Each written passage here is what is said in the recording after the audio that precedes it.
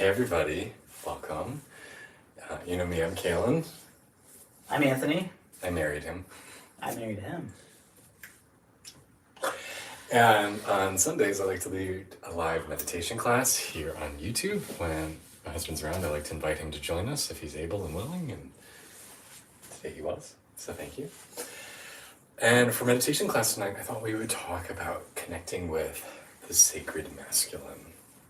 It's something that's been coming up a lot for me this week. And I also think it's important to acknowledge that regardless of your gender identity or your gender presentation or your sexual identity, you can connect with the sacred masculine, the sacred feminine. All of us hold both. And so we have a little visitor. Hello. Eva's going to come and offer her thoughts on the sacred masculine tonight. And it's something that you can always connect with. So gay, straight, bi, masculine, feminine, man, woman, cis, trans, doesn't matter. It's something that you can connect to. And in a future live meditation, we'll talk about connecting with the sacred feminine, but it's something that's been showing up a lot for me this week, so I thought that could be a great topic. So welcome, thank you for being here. Please get comfortable. You can sit on the ground, you can sit in a chair, you can lie down, stand on your head, do whatever makes you feel comfortable. If you want to get shirtless, you can. If you want to get naked, feel free. It's always more fun to do these things naked. And we will probably be using, content warning, we'll probably be using words like penis in this conversation. So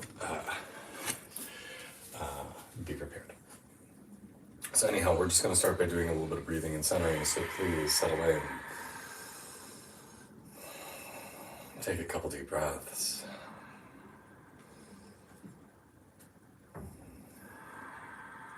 And allow yourself to soften. So many of us have to be, or feel like we have to be hard as we go about our day to protect ourselves, to do what we need to do. And in this space, we're just going to really try to let down our walls, let down our guards, become a little more gentle, become a little more soft. Namaste, Elk.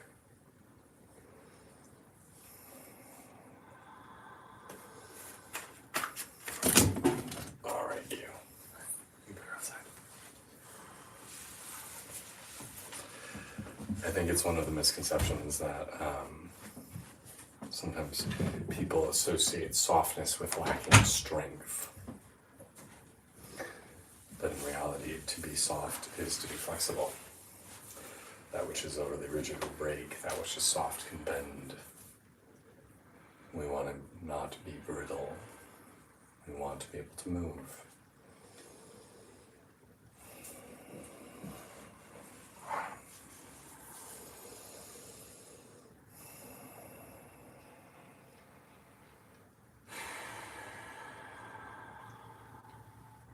And allow your focus to come to your third eye, the space between and slightly above your eyebrows.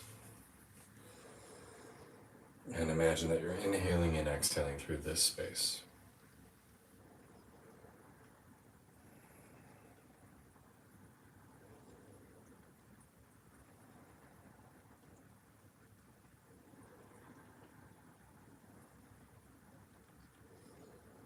And allowing your mind to start to sink down.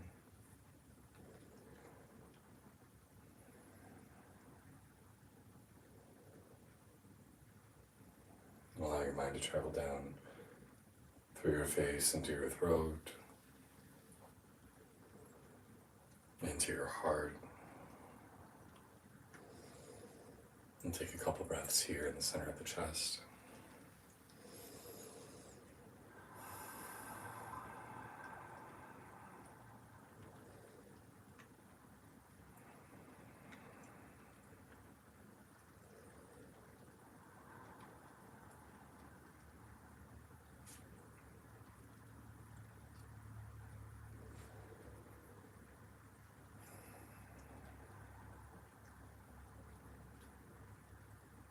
And down into the belly.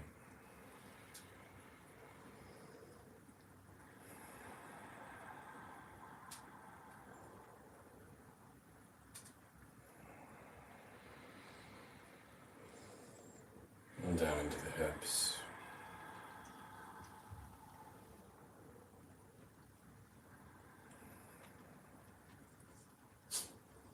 And all the way into your base.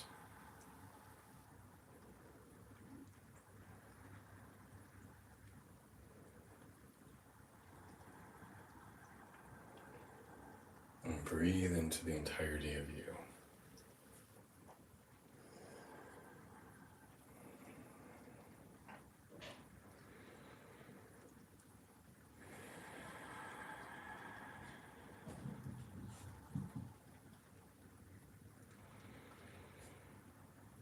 Breathe into your fullness.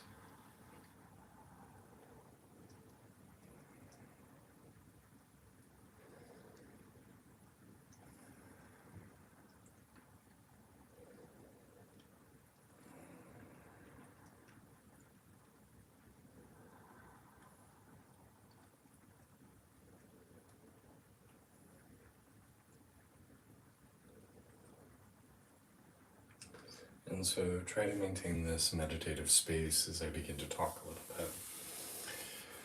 So I think it's really interesting that in the Eastern esoteric point of view, that when we start to break down all the trappings of gender and just talk about the difference between the divine masculine and the divine feminine,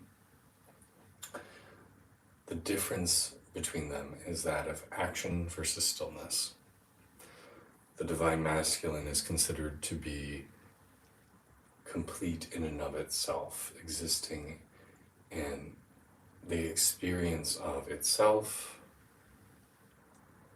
dwelling in bliss without form.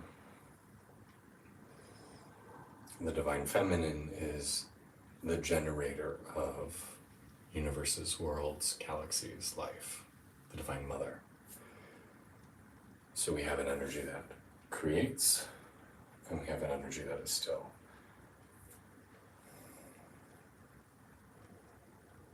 And according to these ancient traditions, that is the only difference between the masculine and the feminine. All the other things that we associate with masculinity are just the trappings of culture.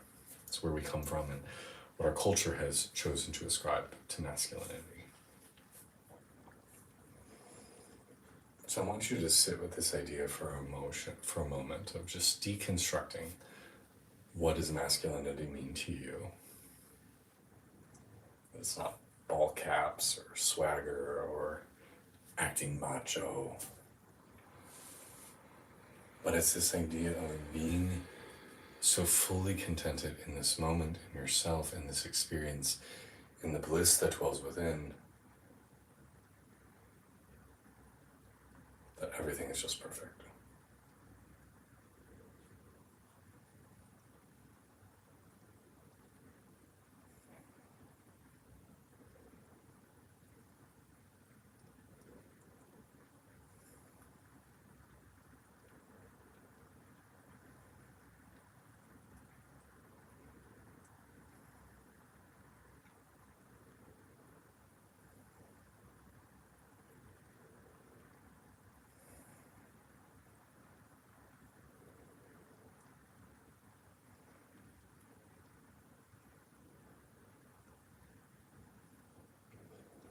In the Indian tradition, Shiva, who is usually personified as the divine masculine, is often described as going off for months to meditate in the Himalayan mountains, the Himalayas, unmoving for months as he's absorbed in himself.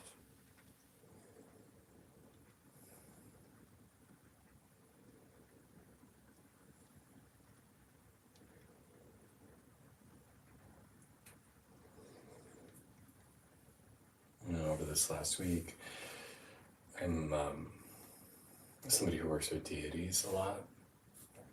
Deities being an external manifestation of a type of energy. And almost all the deities I work with are either Indian or Tibetan in nature.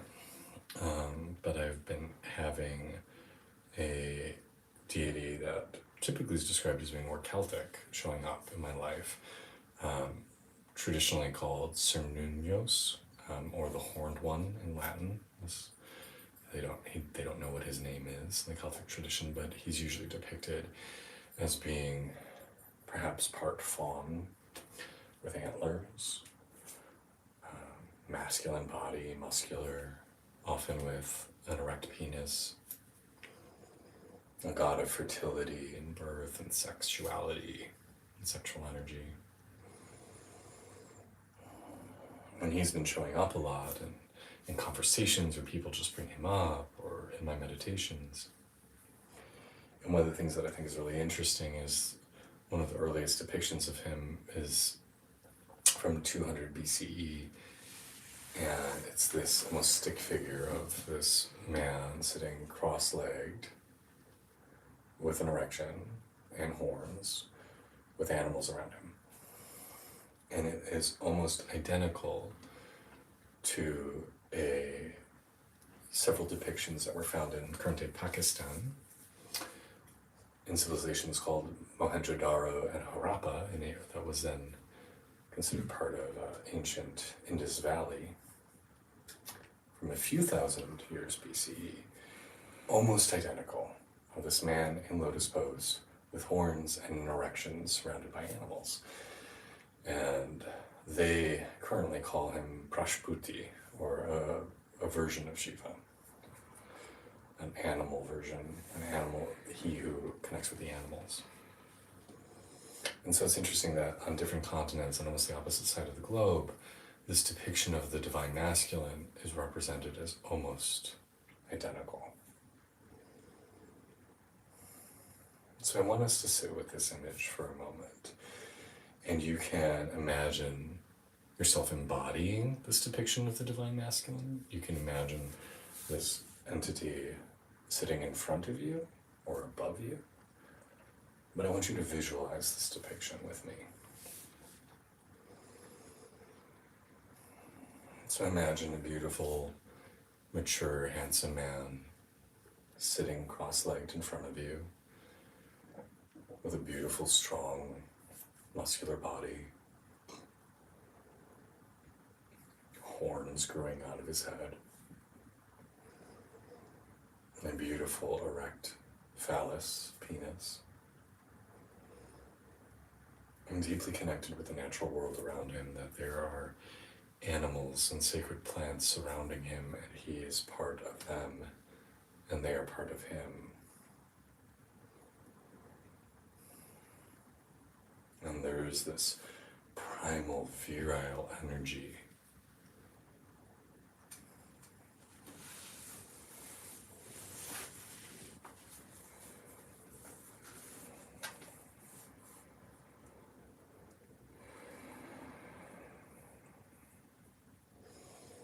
And as you breathe and connect with this visualization, notice the effect it has on you.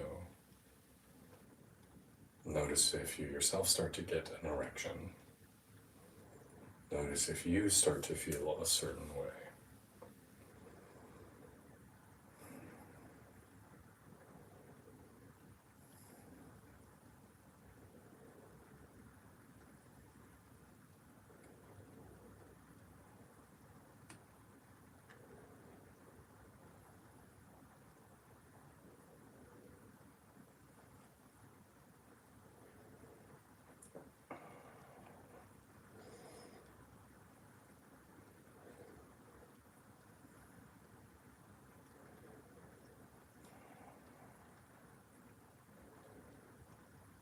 Throughout cultures, throughout history, the sacred masculine has often been worshipped through the depiction of the penis. Different cultures use different words. In India, you might hear the word lingam, although many current-day Hindus do not like it when you say that these lingams are supposed to be Shiva's penis, but they are. Historically speaking, they have always been depictions of Shiva's penis. But you see this in Egypt. You see this in several Southeast Asian countries.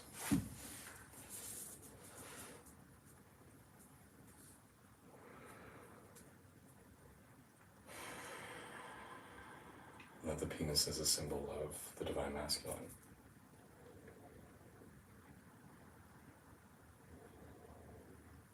And so either still visualizing this depiction of the divine masculine in front of you, or just visualizing a beautiful erect penis. Feel your connection with it.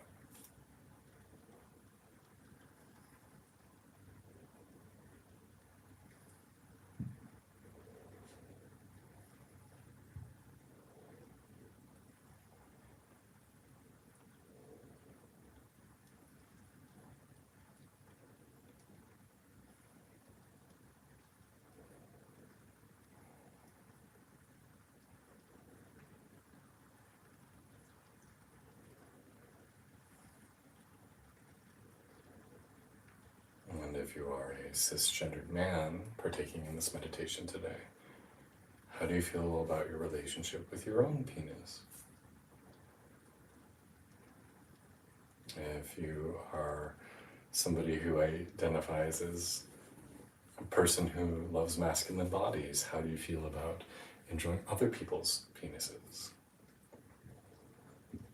And do you ever view connecting with your own or with someone else's as being an act of sacred worship, an act of connecting with the divine, an act of meditation, an act of love?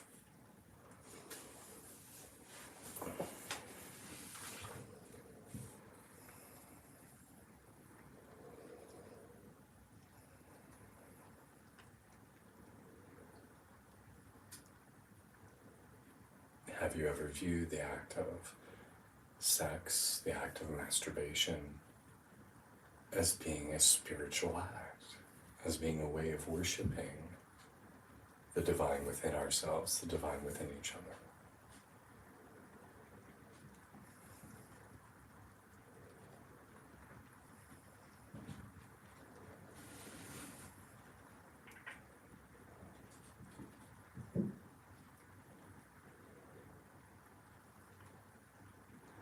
And of course, it's possible to hold a lot of sexual male masculine energy without having a penis.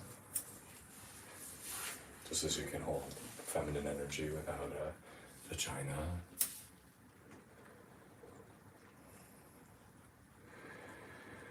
What feelings come up for you? What experiences come up for you?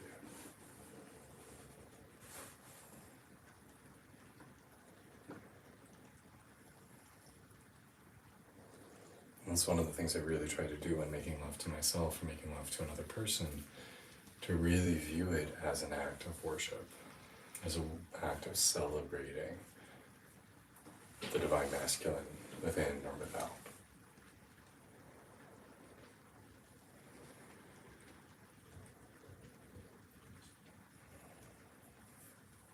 Viewing it as sacred.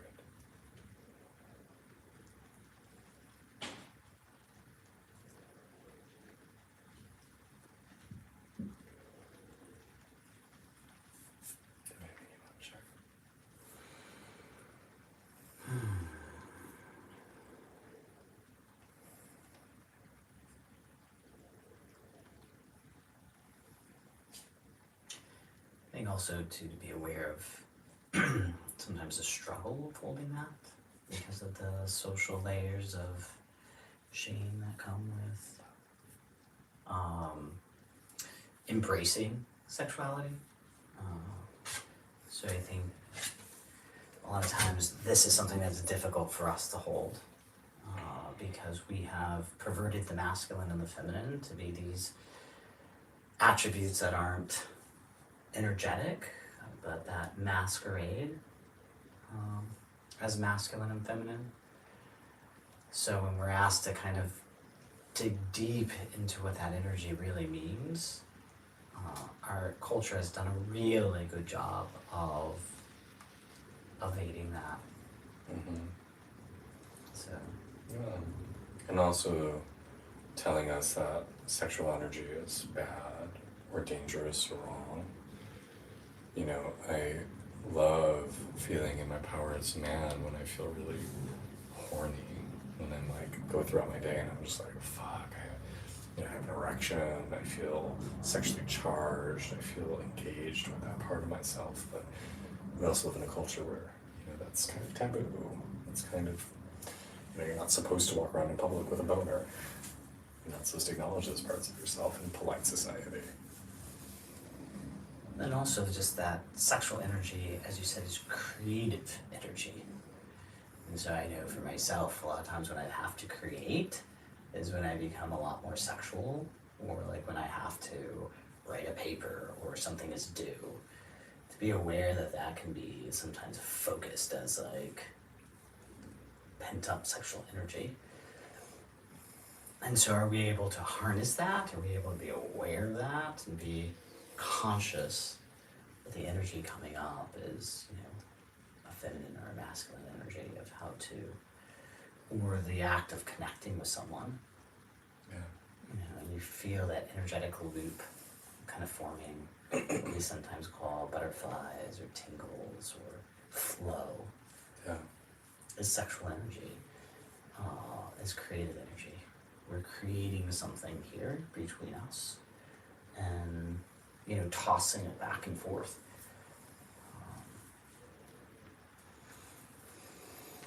I think something also worth talking about is I think we're really aware in our culture that the sacred feminine has been really repressed for a long time, that the masculine has been held up as being better than the feminine, where we see it as men getting higher pay than women, or even in gay culture, right? Like, masc is better than femme.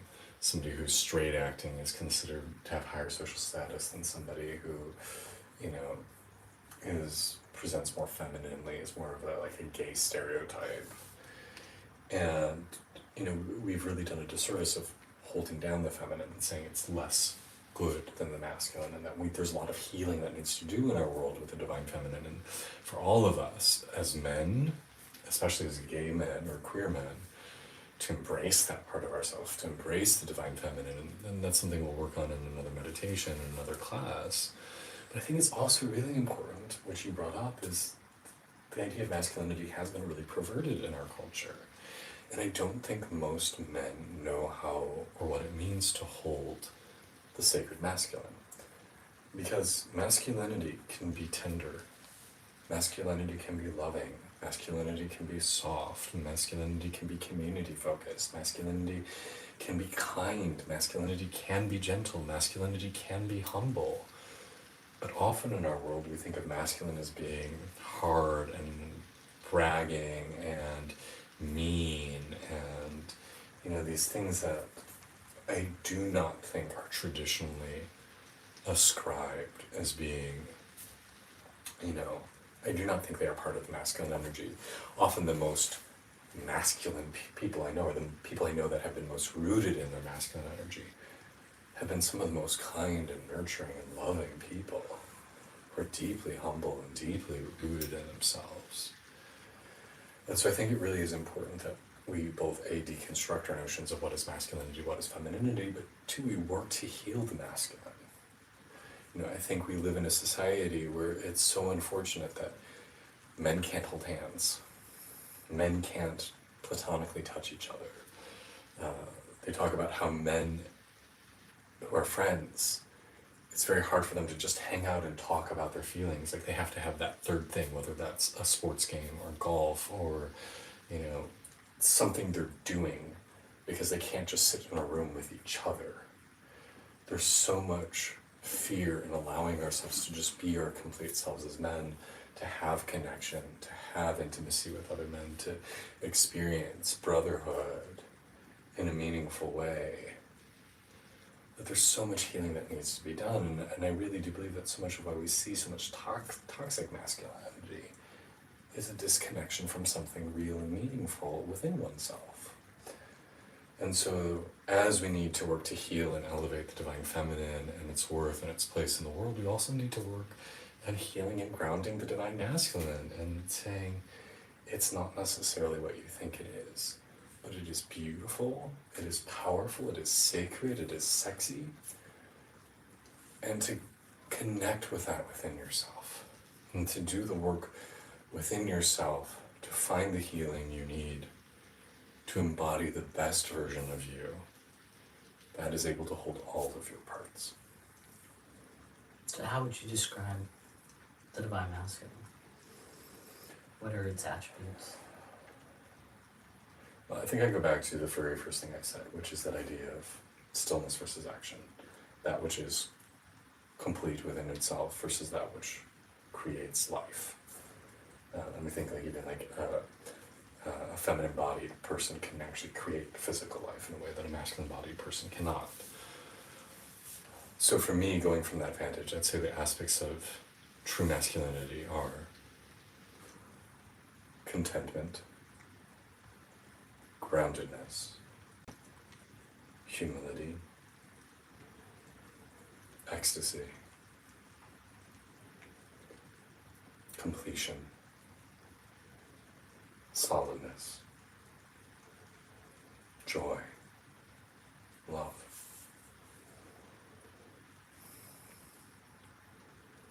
How about you?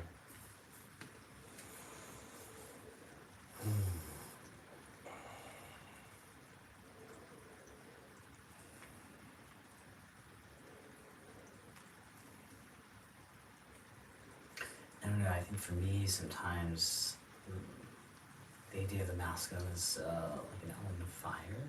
Mm-hmm. So heat.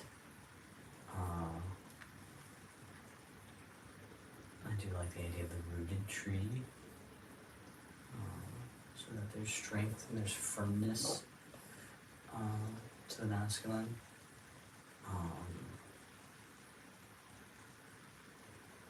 I think of the feminine as being more flowing and moving and changing. Like water. Mm-hmm. Like air. Yeah. But so can fire. Fire Yeah. can flow too.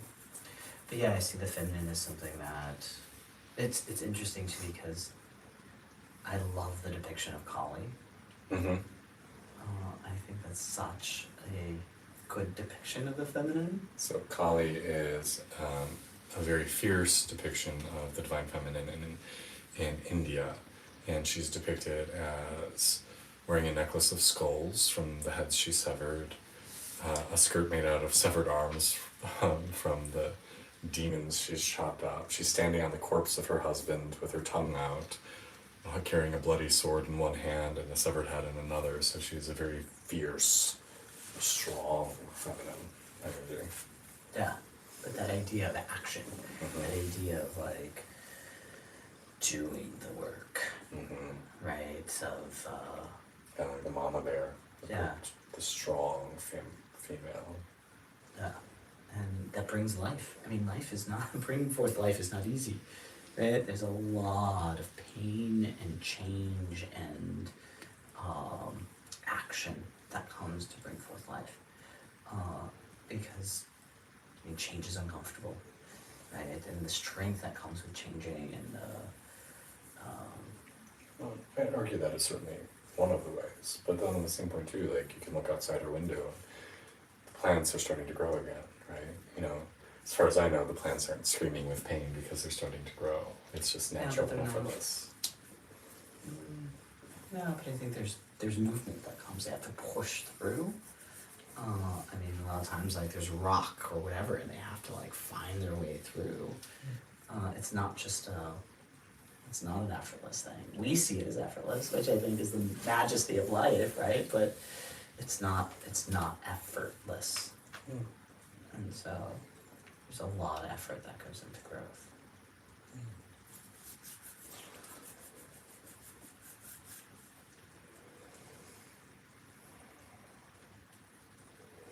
So sit with yourself and just notice, what are you feeling with all of this? What comes up for you? And a lot of times when we talk about these ideas of masculine and feminine, it's not unusual for feelings of shame, feelings of, I don't know what that means, feelings of discontent to come up. I'll just speak for myself as a young man. I used to be really scared of the word man. Like it was a word that I didn't feel like I was allowed to apply to myself. Like it felt like something that had to be earned, that society had to give you permission to call yourself that. That I felt like I was told I wasn't masculine enough. I feel like most traditional cultures create a rite of passage from boyhood to manhood, and that society gives you that label once you've undergone a certain series of tasks or trials or ceremonies, and feeling that in our Western world I lacked that, and therefore I wasn't allowed into the brotherhood of men until I'd achieved a certain aspect of things. So for me, like, to embrace the masculine was a really hard journey. And similarly, now as somebody who identifies very much as a man and owning masculine energy, owning my feminine energy is sometimes a challenge, and accepting that and embodying that and allowing that to take up equal space within can sometimes be really scary. So if these conversations on masculine and feminine bring up feelings for you, I just want to say that's very normal. You're not alone. I think all of us from time to time have our own feelings around these things. Yeah, I mean, I really appreciate the conversation that we're having in this time about gender nonconforming, right? About this idea that how incomplete of an identity to call someone man, because it's as if you're denying your femininity, denying half of your energy, right? And vice versa with woman, or that we've ascribed feminine to woman. And because our culture has contributed, man is holding masculinity and woman is holding femininity, and there not being an allowance of this confluence of energies within the individual, Right. that this breaking apart of the gender binary and saying, no, I actually hold both, Yeah. you know, is such a healthy iteration of our humanity. And to acknowledge that to hold both and to hold balance with both is actually the most powerful place to be. Because it's when those things are united that actual life is created. It's when it's united that you're able to see both perspectives, that all the doorways open. And, you know, that is why I often say I think queer people are the most blessed, because we hold that balance more thoroughly, I think, than heteronormative, straight. Well, we're given an opportunity to. Yes. But in a way that But there's this idea that heteronormative culture, like, you have to find your opposite to find that balance, right? Like, a man and a woman have to come together to find that balance. Not that they necessarily have to, but there's a tension within queer culture to do the same. We've recreated the binary within we queer definitely culture. have. I think there's an opportunity Yes. that's given to Yes. queer people, But that's our strength. yeah. The fact that we are able to hold both more easily and thoroughly is our strength, and that is part of our gateway and why we're so connected to the divine. And I'm a big believer that queer people are meant to be the priests, the shamans, the healers, the sages. And historically speaking, before the rise of the patriarchy, before the rise of the Industrial Revolution, we were those things. We were the gatekeepers of spirit. And because we were so powerful, now religion told us we were wrong and bad and shameful for being queer and gay and gender non-conforming, but in actuality, it is the most powerful place to be, I'd say. So, a deep conversation that has no firm absolutes, as is the case always with spirituality. There are no absolutes, because it is something that is ever changing, ever evolving, and is not something that can be measured or quantified. Yeah. And I think there's a level of arrogance when we feel like we do. Yeah. And everyone has a different experience of it. There's this wonderful metaphor of 5 blind men touching an elephant, and one of them touches the trunk and said, an elephant is this long, slender thing that moves and articulates like a snake. And another one of the blind men touches under the ears and says, no, an elephant is a thin, papery thing that feels like a bat wing. And another of them touches the leg and says, no, it's like a tree trunk, and it's rough, and it's got coarse hairs on it. And each of them are having a true experience of the elephant, but they're all entirely different. And so I think that is also the case for us with spirituality, that each of us will have a slightly different experience of what is God, and they are valid and they're beautiful. And it's one of the things that I really loved about this more yogic path of spirituality, was that everybody's entitled to their own discernment, figuring it out for yourself, finding your experience of God and the divine, and that is your truth, rather than someone dictating it to you. So as you can see, we have slightly different experiences of it, and that's beautiful. I hope this helps you to start to explore your connection with it, with whatever it means to you. But I think one area that we can all agree is that we as a society need to work to heal, to grow, to be kinder, to be much more accepting of all different iterations and interpretations of masculinity and femininity. And that exploring both is probably a very healthy thing for everyone to get to do, so that we can find a more peaceful and justful world. Amen. Anything else you want to add? No? Then, thank you. Thank you. Thank you all. I hope you've enjoyed this today. We'll end by just placing our hands on our heart, feeling a little gratitude, a little love for the company we've shared today virtually, whether you're here with us live or whether you're watching this playback later. We are all connected. We are all part of the same, the word is sangha, or community, tribe. And I share my love, I share my heart with you, I share my blessings with you. I bless you, I send you light, I send you joy. And a reminder that part of the reason we are all here is for the joy of it.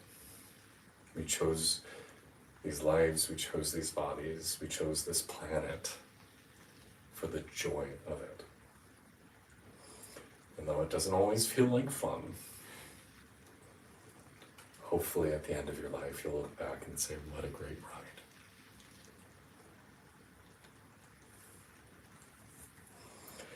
Namaste all. Thank you so much for your time and heart. Again, my name's Kaylin. Anthony. Yeah, my beautiful husband. If you ever need anything, please don't hesitate to reach out. Email is the best way to reach me. I always try to get back to people within a few days if possible.